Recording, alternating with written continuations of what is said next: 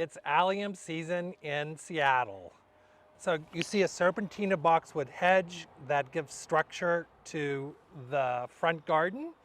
And the garden is really planted with crocosmias and some grasses, actually sedges and agapanthus for June, July, August, and September bloom. But an indispensable bulb for the early summer are alliums. You see two growing here. This is Allium Globemaster, and they tend to be a little expensive, but they're very worth it because they will perennialize, meaning they'll come back year after year. And then you see the buds or flower spikes of Summer Drummer, and it's a paler color towards a grayish pink, and those will bloom in July.